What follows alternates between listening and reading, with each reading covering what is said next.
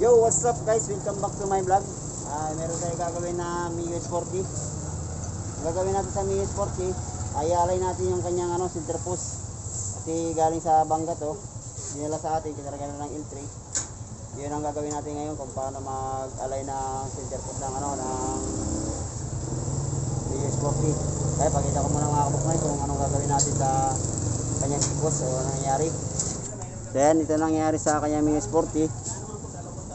Yan, yung basag yung kanyang fairings at saka yung mags niya. Ito yung mga kabuk na yun, nangyari sa mags niya. Mapapansin yung mga kabuk na yung mags niya, talagang basag talaga siya. Ayan ang nangyari sa kanyang mags. At saka tingnan mo yung may nila, yung gulong niya sumabit na dito sa may tapaludo ng yung gulong niya sumabit na dito sa may pinakatapaludo niya o sa dibdib niya. Itong ayun, sumayad niya talaga ng gusto. Yan. Talagang sayad na din sa maliko, kaya kinarga na lang sa atin itong yung Mio na to para ipaalay sa atin. Yan, isishare ko sa inyo kung paano mag-alay ng Mio S40 na tipos para ibalik sa dati. Dahil mga kabuk na yun, nangyari sa talaga sa Ayan, meron na siya mags, bali magpapalit na lang tayo ng mags, hindi na tayo mag-repair ng mags. Gusto na mayari, ibalik na lang sa balik na lang sa stock niya na mags, hindi na tayo i-repair nito kasi delikado na rin to kasi mas sobrang laki ng basag. So ayan ito na yung pamalit natin na mags, yung stock. Bali ito na yung ipapalit natin, bali harap likod na ipapalit natin.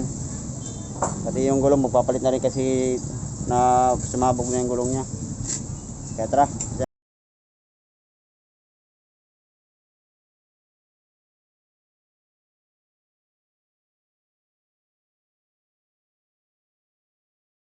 yung kabuk na yung umpisa natin magkalas ng kanyang mga flarings, saka yung gulong niya, saka yung tapaludo. Umpisa natin mga kalas. Yan. Kalasin muna natin ito para makakalas natin yung mga gulong saka yung kanyang center post.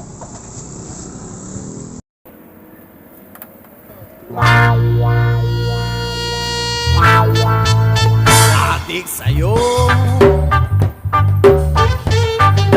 awit sa akin,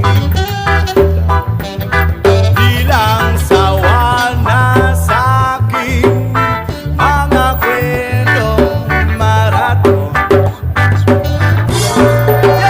Tungkol sa'yo at sa ligaya, iyong hatid sa aking buhay, tuloy ang bida sa isipan ko'y bigaw. Sa umaga, sa gabi, sa bawat minuto. So ayun, kalasin muna natin yung gulong niya.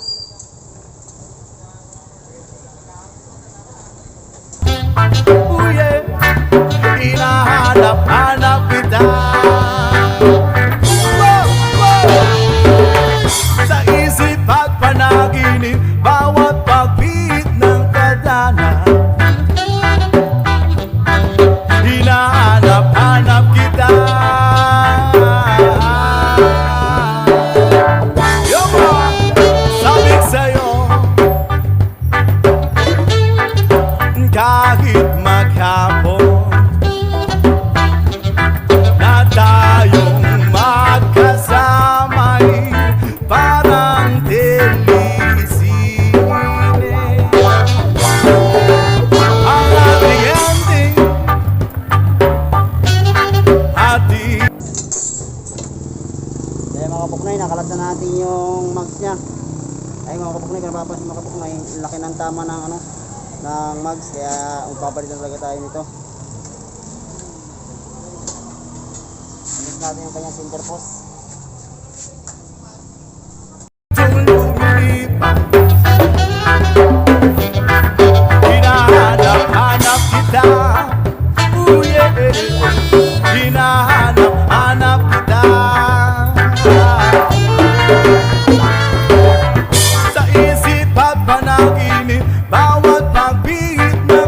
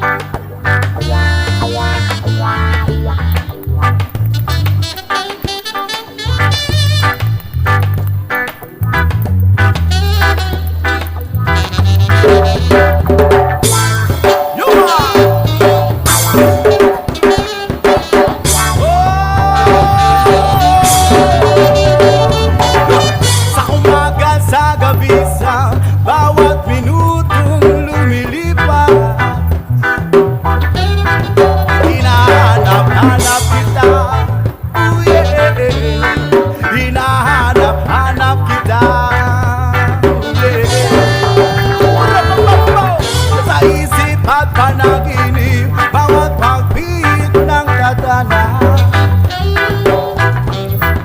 Hinahanap-hanap kita, hinahanap-hanap kita, yeah. Sa sulat sa flag ceremony hanggang uwian, araw-araw hinahanap-hanap kita, hinahanap-hanap kita, yeah. At kahit na magkaanak kayo't magkatuluyan, balang araw hanap-hanapin ka, ooh, yeah. Hahanap-hanapin ka.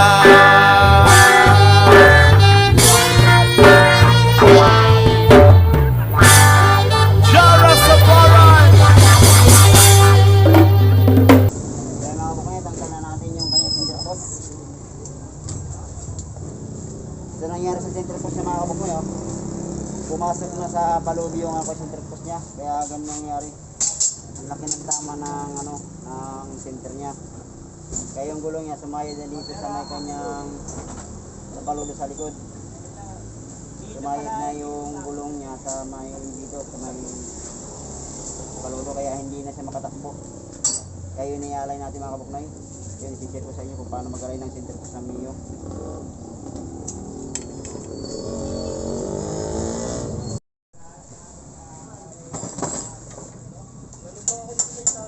Dahil mga kabuknay, yung tama niya mga kabuknay yung center. Gagawin natin center, initan natin to. Yung pinakababa, initan natin ang titilin. Para ma-attack natin siya sa dati. May barat natin pabalik. Kailangan itong tipo ko mga boss. Kailangan center dito. Kaya yung medyo malayo, kaya masayag yung gulo niya dun sa may tapag doon sa likod. Yun. Gamit ang press natin mga kabuknay. Balang natin dito sa press natin para malay natin ang maayos. Yun, dito natin i-fit sa ating press. Dito natin i-fit ito.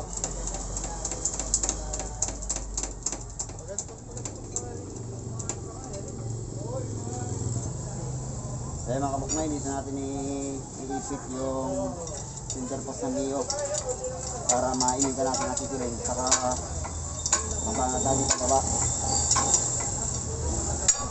Kasi kung wala tayong press, hindi natin maalay na maayos yung center post natin.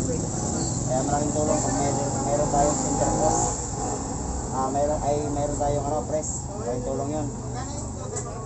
Kasi maalay natin maayos yung center post. Kaya mga kabuknay, initan muna natin ang titilin.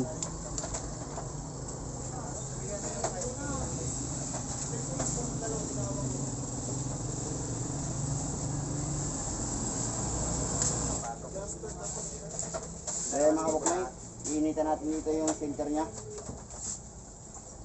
gamit ang titilin.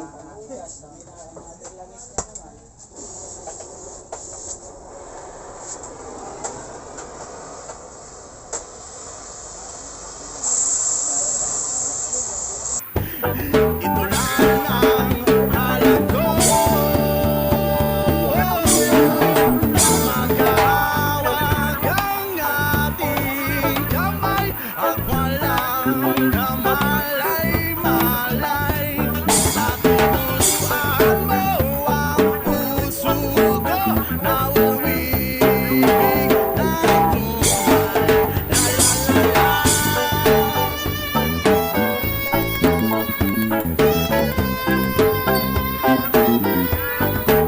la la.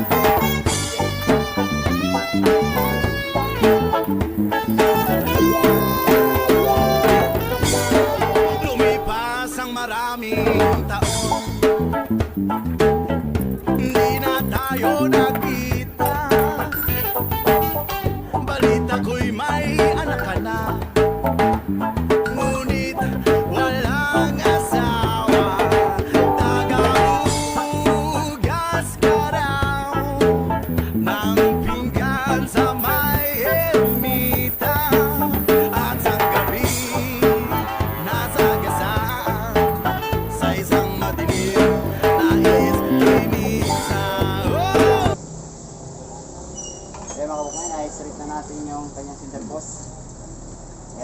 napansin nyo. Saka natin sukatin yung taas dito kung parehas. Kailangan masukat natin yung taas dito. Yung dito, kung parehas nila ng haba. Sukatin mo natin mga kapatnay.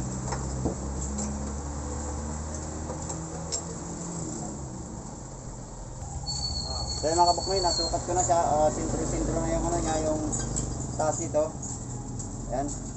Nasukat ko yung taas, saka yung baba. Okay na yung ano niya, alay niya. Antayin natin lumamig, saka babalik na natin sa kanyang ano, motor para makita natin kung sintran ay di na sumasabit yung ano niya sa gulong niya sa tapalulo. Abangan yung mga kapatnay, bago salpak. So ayun mga kapatnay, asimbulin na natin yung center post na inalay natin. Yan, ibig sabihin yung ano yung shock niya, hindi nagkaroon ng tama. Nagkaroon ng tama lang yung center niya. Yun lang ang ginawa natin, yung center post. Yung shock niya, chinik natin, wala namang tama. Diretso naman. Kaya yun, nasimbulin na natin. Para matry natin kung hindi nasasayad yung gulong dun sa may tapaluno niya.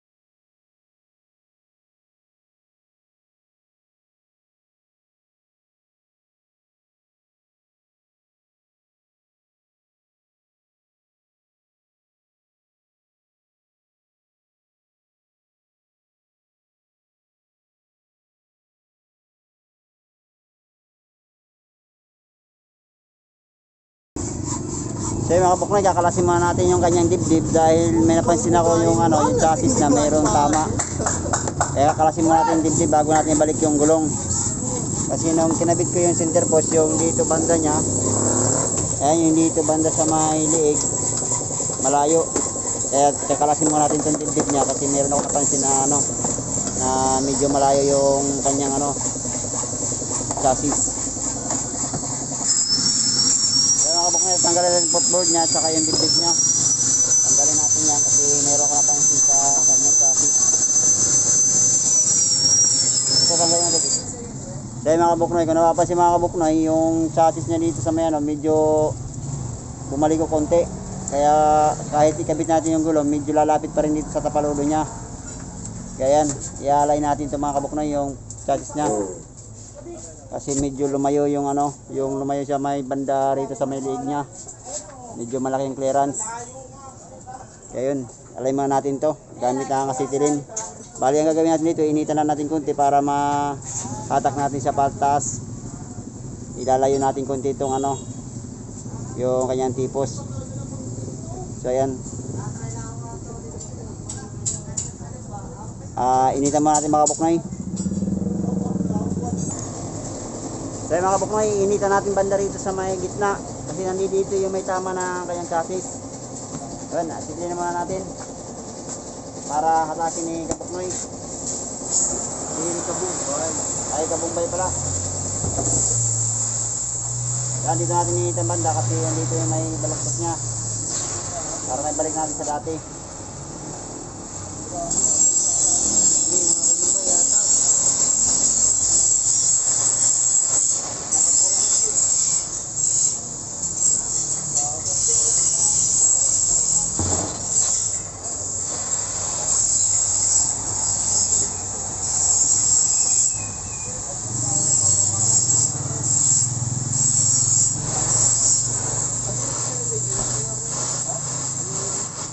Papatak natin.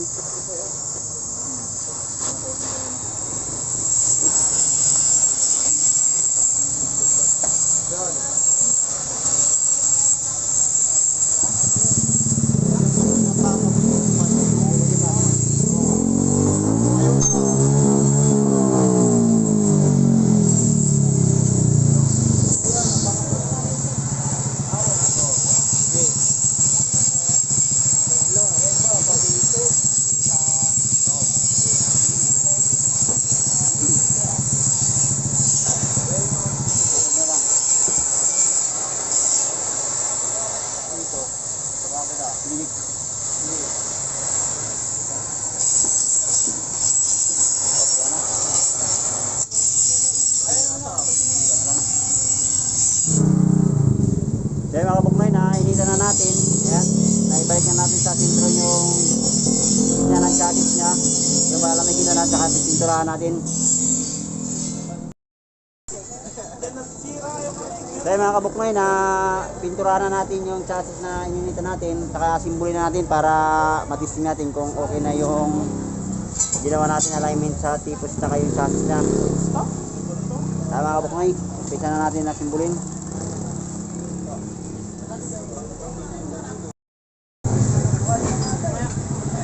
Kaya mga kabuknoy, naabuna natin yung ginawa natin na Mio Sporty, yung tipos niya. Kung napapansin mga kabuknoy, ayan, hindi na siya sumasayad, malayo na sa kanyang sa kanyang Nakarwas mo na yata.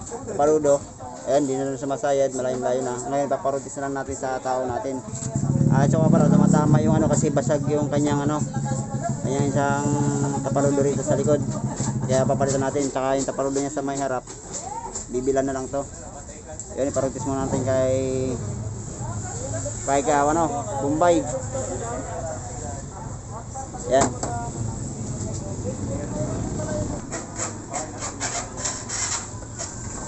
Ganyan may Sige. may Gcash mo.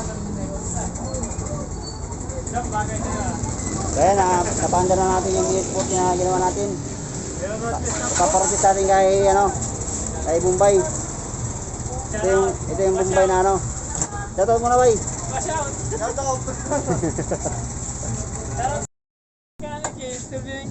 Adam, kumusta Adam yung Adam? Road test mo, Adam? Ayos na. Ayos na? Ayos na. Yan mga kabuknoy, okay na yung ginawa natin ng Mio Sporty. Hanggang dito lang mga kabuknoy. Natin. Bye.